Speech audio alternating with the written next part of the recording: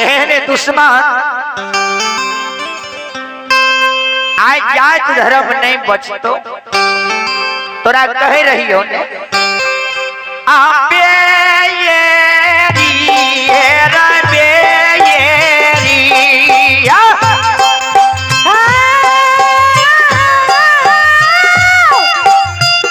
आई माली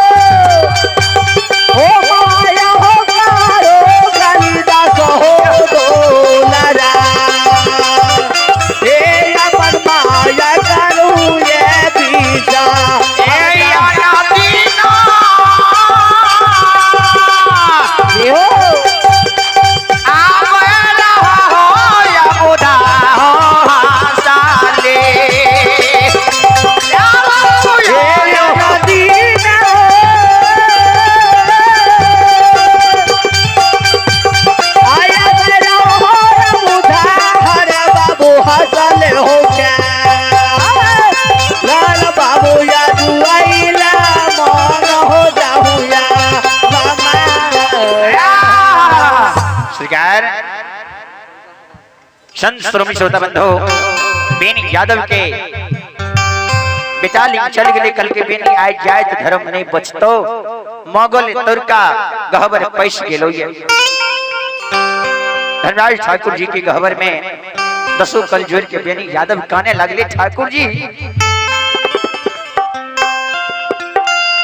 कथीला मालिक यहाँ हमारा धर्म के पानी यार बनलियो माय हमारा यकलंग दार हलैया आहे गुरु बाबा माय के यकला सुइन के मन हमारा होबी हारा भेल आइया आहे धर्मराज बाबा माय हमरा अकलंग दे छे माय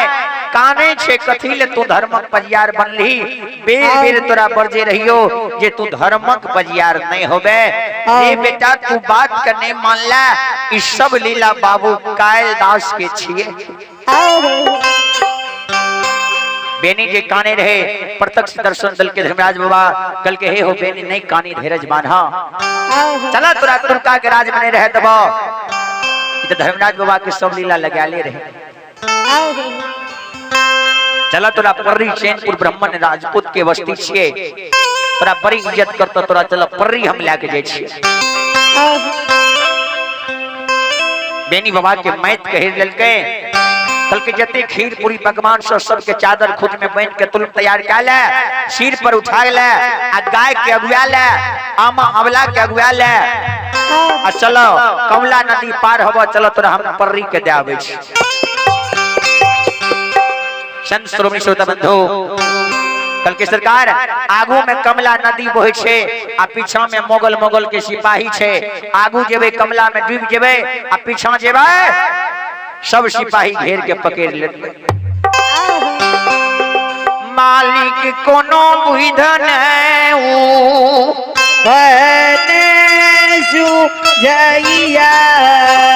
हाय ठाकुर जी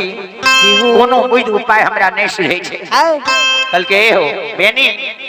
कमला के हम समझ दे छिए तोरा भय ठगुना जल है तो तू आगू चलल जेबा कमला अगम बहते माया के विस्तार के दे छिए मोगल सिपाही के पूर्वा पछिया के आलस में सुता देबे आ तू कमला नदी पार भा जेबो तब एकरा जगा देबे संत श्रोमणी श्रोता बंधु हे माभन बाबू ही सब ध्यान से सुनबे परमात्मा के दया दृष्टि भाई छत्तर जामी मालिक बाबू कैलाश मन के बात को जाने वाला भगवान कमला के समय दल के भय ठगुना जल बह लगले संत श्रोमणी श्रोता बंधु बेन बाबा सब खीरी पूरी पकवान के मोटा के सिर पर उठा के लाल खिनिए गाय के अगुआ लल के आमा अमला के अगुआ लल के धर्मराज माया के विस्तार का दल के जते सिपाही रहे सब नींद के मारे अलसा के सुत रहले अब माय सिर पर मोटा लाल कहिए गाय के अगुआ लल के आमा अमला के अगुआ लल माय के सिर पर मोटा उठा के सिर पर लाल कहिए कहबर के और दिशा देखिए बेनी बाबू के घर से बेटा हे हो दुलेरा बेटा आशा घुमा से सुख रे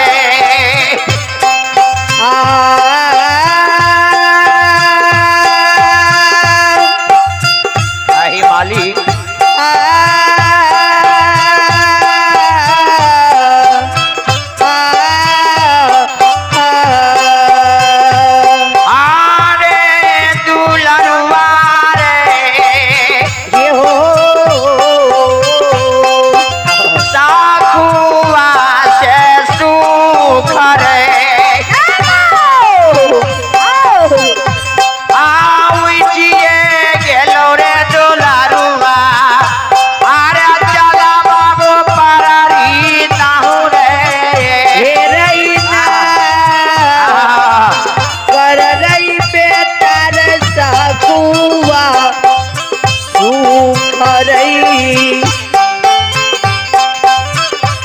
हा